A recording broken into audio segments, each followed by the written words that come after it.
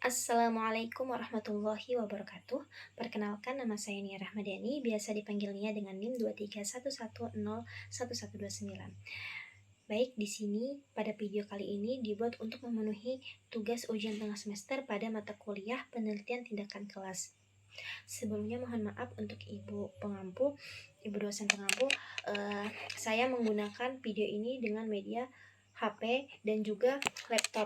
Nah, laptop ini untuk acuan saya membaca soal. Langsung saja yang pertama, pada soal bagian A, yaitu jelaskan secara singkat apa yang membedakan penelitian tindakan kelas dari penelitian eksperimen atau deskriptif biasa. Nah, jadi dalam penelitian tindakan kelas itu merupakan suatu bentuk penelitian yang dilakukan oleh guru di dalam kelasnya dengan tujuan untuk memperbaiki dan meningkatkan proses pembelajaran.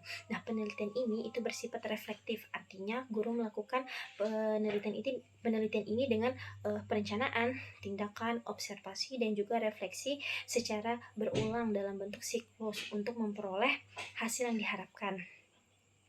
Nah, sedangkan untuk penelitian eksperimen ini itu lebih menekankan pada upaya untuk menguji pengaruh suatu perlakuan atau treatment terhadap hasil tertentu, yang dimana pada penelitian eksperimen ini peneliti itu membagi subjek ke dalam dua kelompok, ada kelompok eksperimen dan juga kelompok kontrol. Nah, pada kelompok eksperimen ini itu pada perlakuan itu biasanya diberikan kepada kelompok eksperimen, sedangkan kelompok kontrol itu sebagai pembanding.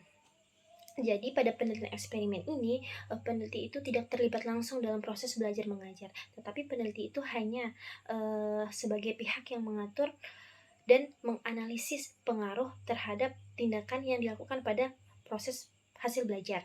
Nah, adapun penelitian deskriptif. Nah, penelitian deskriptif ini dia tujuannya adalah untuk menggambarkan atau mendeskripsikan suatu fenomena sebagaimana adanya tanpa melakukan perlakuan atau tindakan atau intervensi dalam proses pembelajaran. Selanjutnya yang kedua, apa tujuan PTK bagi seorang guru? Berikan contoh masalah nyata di kelas yang dapat diselesaikan melalui PTK. Nah, jadi tujuan utama PTK ini adalah tujuan utama PTK bagi guru yaitu untuk memperbaiki dan meningkatkan kualitas proses pembelajaran yang dilakukan oleh guru di dalam kelas. Nah, jadi tidak hanya memperbaiki praktik pada proses pembelajaran, tetapi juga meningkatkan motivasi dan hasil belajar serta mengembangkan profesionalitas guru dan juga meningkatkan kerjasama antar guru dan siswa. Nah, masalah yang dapat diselesaikan melalui PTK ini, contohnya ketika di dalam suatu kelas itu kita menemukan masalah seperti kurangnya pemahaman siswa terhadap mata pelajaran tertentu seperti fikih yang masih dalam praktiknya itu masih kurang terstruktur dalam mengurutkan. Maka untuk mengatasinya, kita melakukan penelitian tindakan kelas dengan menggunakan metode demonstrasi, metode praktik, biar siswa lebih bisa memahami tidak hanya secara konseptual tapi juga secara praktik dilakukan dan memudahkan mereka untuk mengingat. Lanjut pertanyaan nomor 3, sebutkan dan jelaskan 4 komponen utama dalam satu siklus PTK serta bagaimana keterkaitannya. Nah, jadi di dalam PTK ini memiliki 4 komponen, yang mana 4 komponen ini saling berkaitan. Yang pertama yaitu adalah perencanaan. Nah, perencanaan ini adalah tahap awal kita untuk melakukan rencana untuk mencapai hasil yang ingin kita harapkan. Misalnya di suatu masalah kita ingin mengharapkan hasil yang diperoleh ini jauh lebih baik. Maka pada tahap perencanaan ini kita perlu merancang sesuai dengan tujuan yang ingin dicapai. Terus menyusun atau melakukan menyusun strategi, entah itu model, media maupun metode apa yang akan kita pakai untuk permasalahan sebagai bentuk solusi. Nah, selanjutnya kita merancang atau menyusun proses strategi pembelajaran seperti bentuk RPP maupun kita menyusun instrumen observasi. Nah, lanjut yang kedua yaitu adalah tindakan, yang dimana komponen tindakan ini itu adalah kegiatan kita menerapkan dari rencana yang sudah kita buat.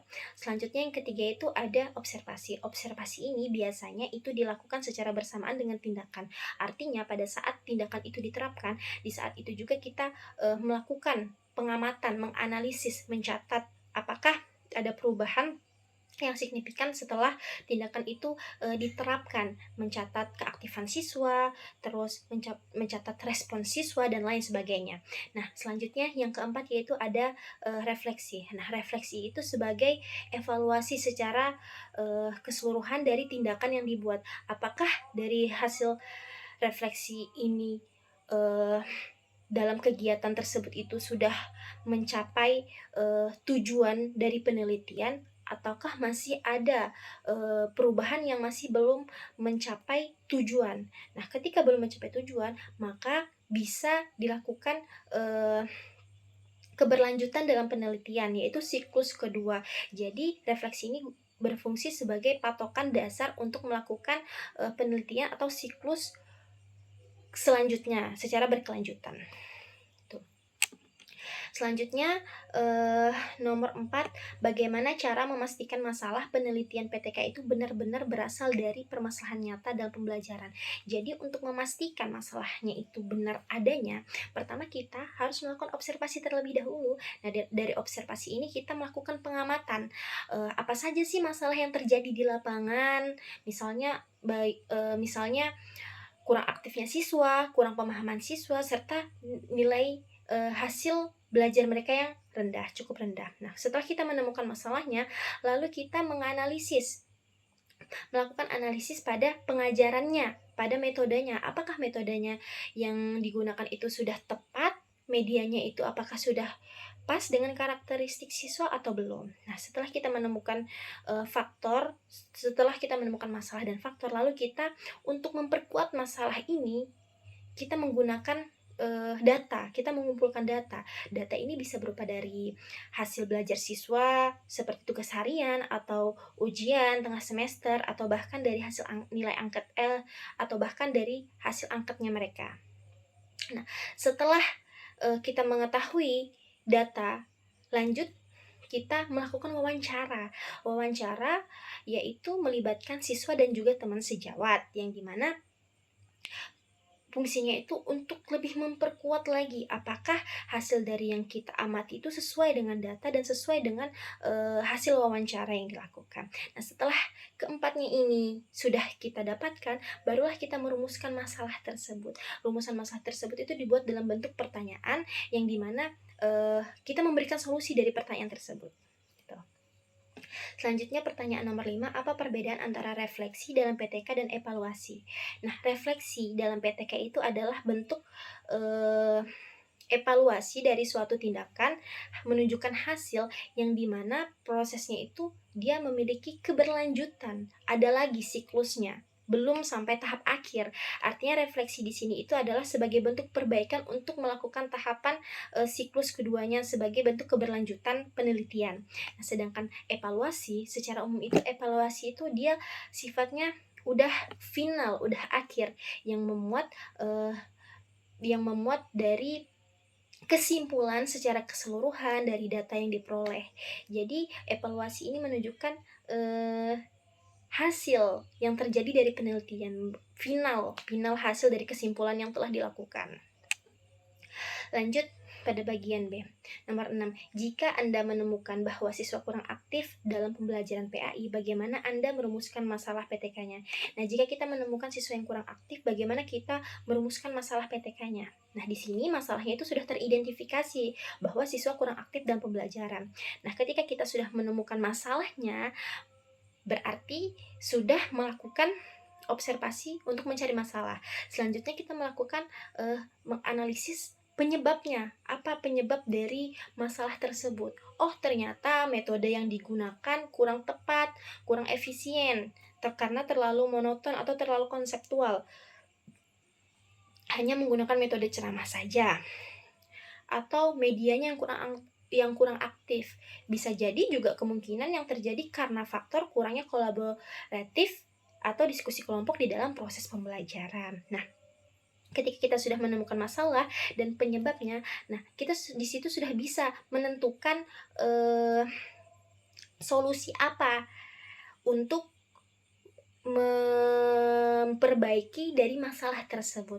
Semisal contoh masalahnya tadi, siswa kurang aktif dalam proses pembelajaran, berarti kita bisa memberikan solusi atau memberikan solusi, yaitu menggunakan model pembelajaran yang kooperatif dengan tipe TGT, Teams Games Turnamen, sehingga membuat siswa itu lebih aktif di dalam kelas dan membuat suasana pembelajaran tersebut itu lebih hidup, lebih antusias karena adanya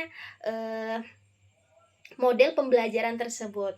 Itu pun juga menyesuaikan dengan karakteristik siswanya yang memang mereka kurang aktif karena memang lebih menyukai ada games-gamesnya gitu. Lanjut, nomor 7, uraikan bagaimana Anda akan menyusun tujuan penelitian dan manfaatnya agar relevan dengan perbaikan pembelajaran. Nah, ketika tadi kita sudah membahas terkait membuat rumusan masalah dan sudah mendapat solusi dalam rumusan masalah tersebut, lanjut kita ke tujuan. Nah, tujuan ini adalah menjawab dari rumusan masalah. Nah, rumusan masalahnya tadi contohnya kan keaktifan siswa yang kurang aktif. Berarti rumusan masalahnya itu adalah bagaimana penerapan bagaimana penerapan model pembelajaran kooperatif dengan tipe TGT, Teams Games Turnamen ini dapat meningkatkan hasil belajar mereka, dapat meningkatkan keaktifan mereka di dalam mata pelajaran fikih misalnya.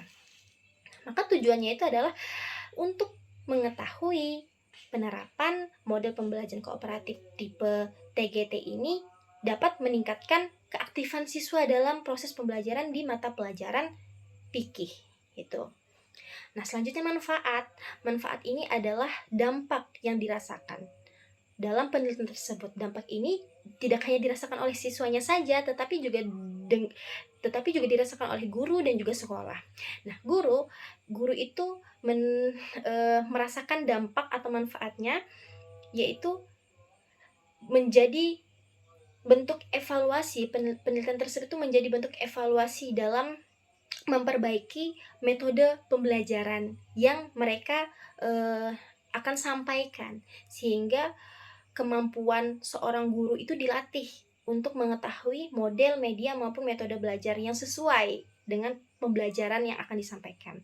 Nah, manfaatnya bagi siswa apa? Manfaatnya bagi siswa tadi itu untuk meningkatkan pemahaman mereka, untuk meningkatkan keaktifan mereka dalam proses pembelajaran tadi. Nah, manfaatnya bagi sekolah adalah yaitu manfaat bagi sekolah untuk meningkatkan hasil akademik pembelajaran dan meningkatkan manfaat sekolah itu adalah untuk meningkatkan hasil pembelajaran sehingga berdampak kepada sekolah itu hasil yang didapatkan itu lebih mendapatkan perubahan dari sebelumnya gitu.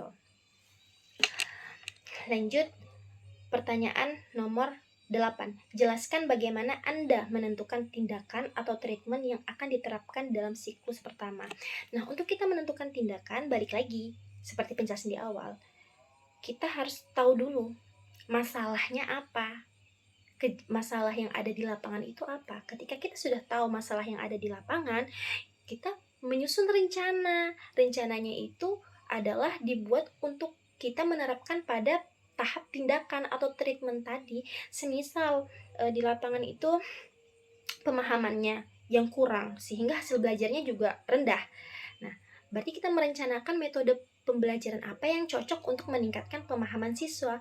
Misal pada pembelajaran fikih praktik, kalau hanya menggunakan metode ceramah saja kurang efektif. Jadi kita gunakan metode demonstrasi untuk lebih meningkatkan pemahaman mereka. Nah, setelah kita menyusun rencana metode pembelajarannya, maka pada tindakannya kita menerapkan metode demonstrasi tersebut dalam pembelajaran fikih sehingga mampu meningkatkan pemahaman siswa dari yang sebelumnya hingga yang sesudah diterapkan ini menjadi jauh lebih baik sehingga nilai yang diharapkan itu sesuai dengan tujuan yang kita harapkan. Lanjut,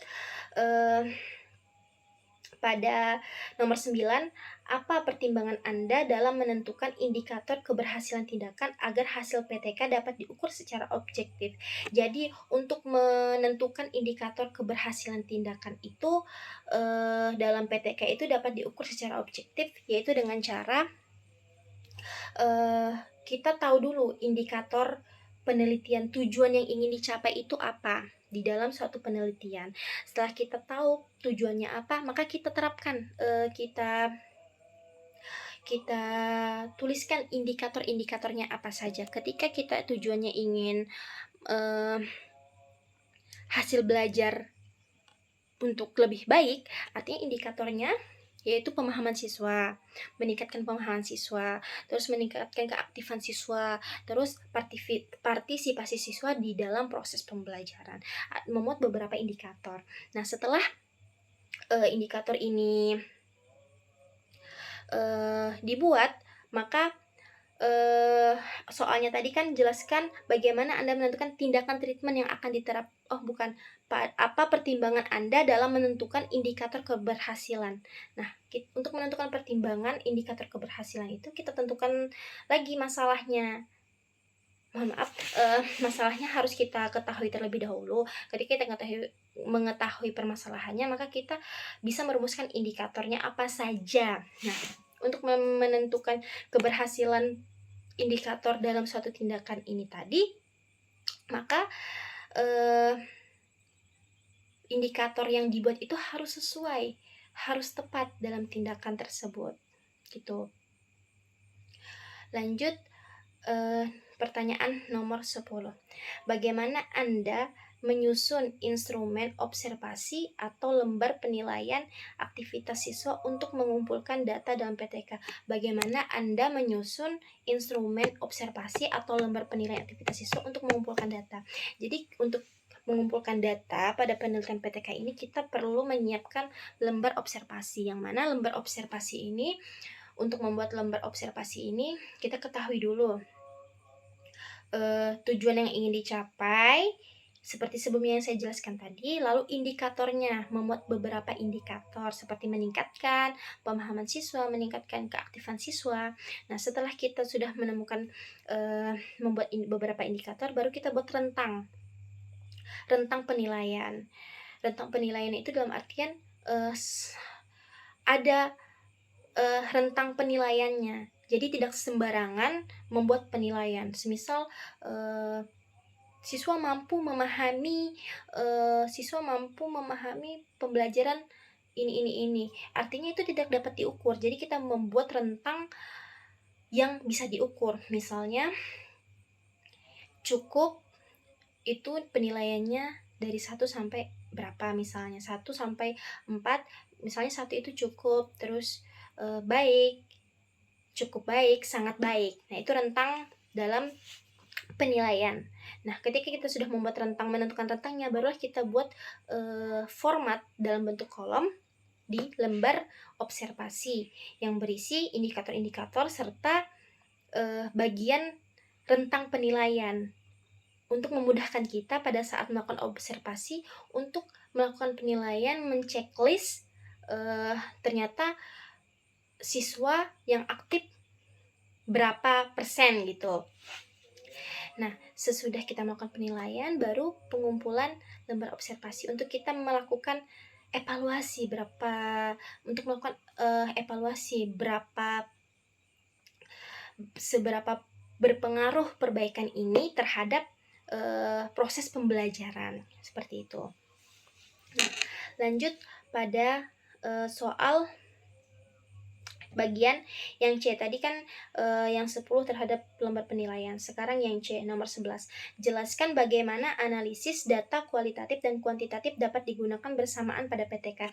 Jadi analisis data kualitatif dan kuantitatif ini saling berhubungan di dalam penelitian tindakan kelas, yang mana data kuantitatif ini yaitu perbaikan dalam bentuk hasilnya itu dalam bentuk angka, sedangkan kualitatif itu adalah proses, mengapa dan bagaimana proses itu terjadi, sehingga keduanya ini saling berhubungan untuk menentukan keberhasilan keberhasilan suatu penelitian. Jadi untuk lebih memperkuat lagi, ada proses-prosesnya dan juga ada hasilnya berupa angka. Jadi saling keterkaitan, seperti itu. Nah, nomor 12, jika hasil tindakan belum menunjukkan perubahan signifikan, apa langkah Anda untuk siklus berikutnya? Inilah pada penelitian PTK ini, penelitiannya itu tidak hanya sekali, tapi berkelanjutan. Jadi di dalam pertanyaan ini tadi, jika hasil tindakan belum menunjukkan perubahan signifikan, langkah apa yang dilakukan untuk siklus berikutnya? Nah, fungsinya refleksi pada tahap siklus pertama ini adalah untuk melakukan perbaikan pada siklus selanjutnya. Seperti itu. Jadi, pada tahap refleksi itu bisa jadi metode tindakan yang dilakukannya itu seperti metode masih ada yang kurang atau kesalahan. Bisa juga medianya yang kurang interaktif atau kurang cocok, tidak sesuai dengan karakteristik siswanya di dalam kelas tersebut. Sehingga refleksi ini berguna untuk menjadi patokan sebagai dasar perbaikan ke tahap siklus selanjutnya, seperti itu. Nah, nomor 13, menurut Anda, mengapa refleksi guru dalam PTK itu menjadi bagian penting dari pengembangan profesionalisme pendidik? Jadi refleksi itu menjadi bagian penting dalam penelitian PTK terhadap seorang pendidik. Mengapa? Karena dengan adanya refleksi ini, guru itu bisa meningkatkan kualitas mereka dalam mengajar, untuk melatih mereka lebih mendalami lagi terkait pembelajaran, baik itu media, model, maupun metode. Sehingga refleksi ini berguna untuk sebagai evaluasi dalam proses pengajaran oleh seorang guru. Sehingga dengan adanya refleksi ini bisa membuat guru itu lebih melakukan perbaikan secara berkelanjutan, secara terus-menerus untuk menghasilkan tujuan yang ingin dicapai. Seperti itu. Lanjut, pertanyaan selanjutnya yaitu adalah, apa tantangan terbesar yang mungkin dihadapi guru saat melakukan PTK dan bagaimana strateginya? Tantangan terbesar biasanya dalam PTK itu memang membutuhkan waktu yang cukup lama karena tidak cukup sekali. Sehingga cara mengatasinya itu adalah guru perlu menentukan perencanaan jadwal PTK pada waktu misalnya semester yang sudah ditentukan atau pada materi yang ditentukan, rentan waktu yang sudah ditentukan sehingga mempermudah dalam proses pembelajaran. Nah, selanjutnya tantangan yang kedua itu yaitu adalah kemampuan seorang guru peneliti ini, karena tidak semuanya itu memiliki pengetahuan yang mendalam terkait metode, media, maupun model pembelajaran. Mungkin secara umum mereka tahu, cuman secara lebihnya lagi mungkin ada beberapa yang memang masih belum menguasai. Sehingga strateginya, cara mengatasinya itu adalah guru bisa mengikuti workshop, terus pembinaan untuk melatih mereka dalam melatih mereka dalam penyusunan penelitian tindakan kelas, dan juga melatih mereka untuk lebih mendalami lagi terkait metode, media, serta model pembelajaran apa yang cocok digunakan ketika menghadapi masalah di dalam kelas. Oke. Nomor 15, dalam konteks pembelajaran PAI, bagaimana Anda memastikan tindakan perbaikan pembelajaran itu tidak membebani siswa?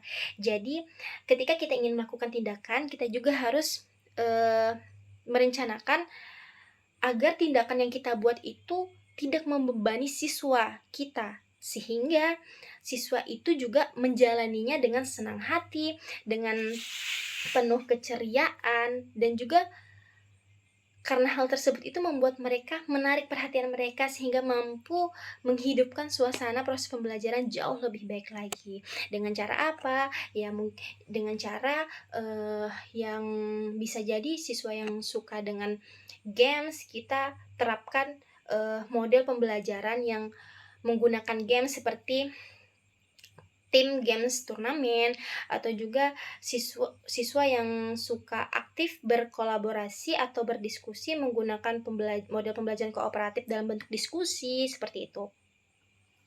Nah, selanjutnya pada bagian D nomor 16. Jelaskan judul proposal PTK Anda yang relevan dengan mata pelajaran PAI dan jelaskan alasannya. Oke, saya mengangkat judul yaitu penerapan model pembelajaran kooperatif tipe Teams Games Turnamen dalam meningkatkan hasil belajar siswa pada mata pelajaran SKI di MTS Miftahul Ulum 10. Kenapa saya membuat judulnya untuk meningkatkan hasil belajar? Karena SKI yang sering saya temui pada sekolah-sekolah tertentu, dan juga saya juga merasakan bahwa pembelajaran SKI ini adalah pembelajaran yang bisa dikatakan membosankan ketika metode yang digunakan itu hanya satu arah, yaitu metode ceramah saja, sehingga kemampuan untuk memahami pembelajaran tersebut itu tidak eh, tidak efektif. Tidak efektif itu maksudnya tidak cepat paham gitu.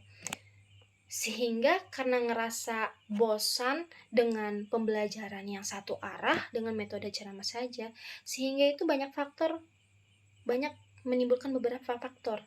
Siswa sering mengantuk, hanya mendengarkan saja, ada juga yang berbicara dengan teman sejawat, sehingga proses pembelajaran berlangsung itu tidak sesuai dengan harapan yang ingin dituju. Jadi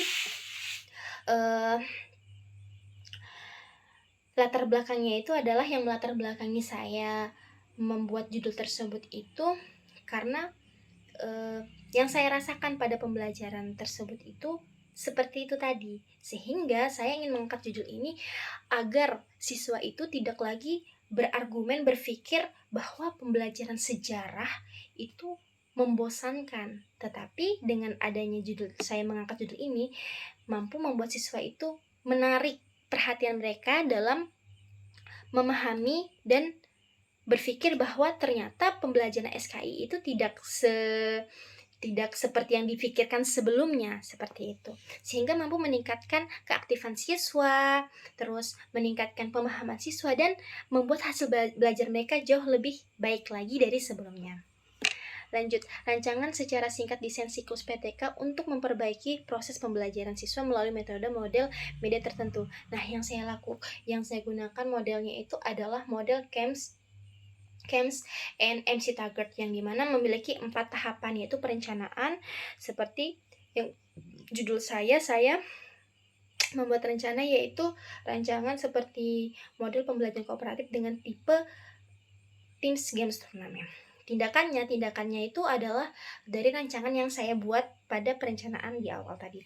Lanjut, observasi. Nah, observasi ini nanti akan dilakukan pada saat tindakan itu berlangsung. Apakah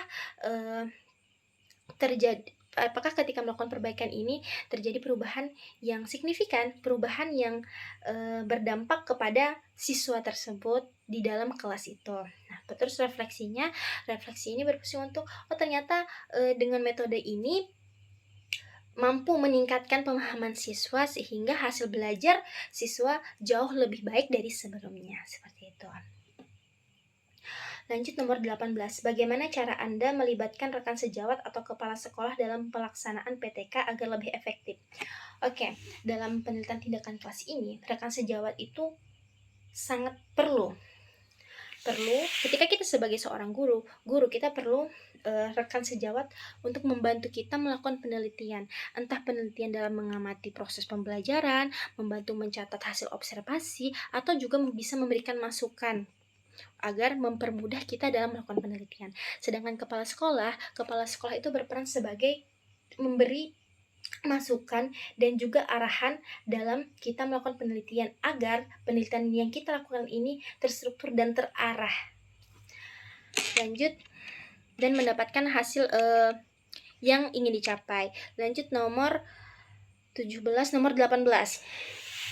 Nah, pada nomor 18 ini sudah nomor 18 melibatkan rekan sejawat. Pada nomor 19, jika hasil penelitian Anda berhasil, bagaimana Anda menyebarluaskan atau diseminasi hasil PTK tersebut kepada komunitas guru lain. Nah, jika penelitian yang saya lakukan ini berhasil, alhamdulillah, maka cara saya untuk menyebarluaskannya itu adalah terlebih dahulu dari forum kecil, yaitu dari lingkup sekolah itu sendiri. Berbagi dengan sesama guru teman sejawat, agar ketika mereka menemukan masalah yang sama bisa menerapkan proses penelitian yang saya buat. Nah, bisa juga disebarluaskan melalui artikel, jurnal, sehingga secara publik ketika guru-guru yang mengalami masalah yang sama bisa berpacu pada penelitian kita untuk dijadikan sebagai panduan mengatasi masalah yang sama, seperti itu. Lanjut pada nomor 19, jika hasil penelitian Anda berhasil, bagaimana pada nomor 20, menurut Anda, apa kontribusi PTK terhadap peningkatan kualitas pembelajaran dan budaya reflektif guru di sekolah? Jadi, kontribusi PTK terhadap peningkatan kualitas pembelajaran ini sangat-sangat berkontribusi sekali.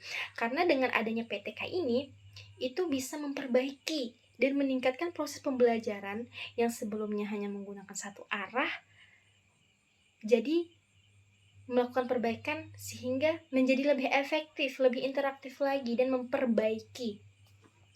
Nah, dengan kontribusi PTK ini, kita bisa menghasilkan tujuan yang ingin kita capai dari sebelumnya.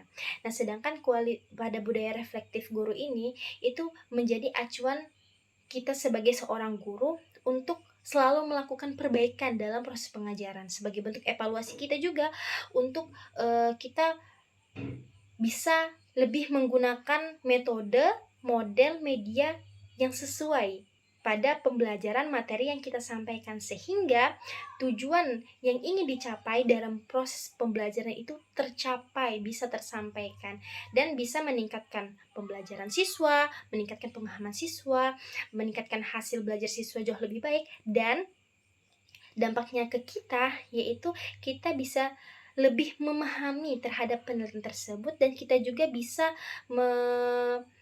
mengetahui lebih dalam lagi, mempelajari lebih dalam lagi, dan membuat perbaikan secara berkelanjutan untuk memenuhi kebutuhan proses pembelajaran yang ingin dicapai yang akan datang, seperti itu.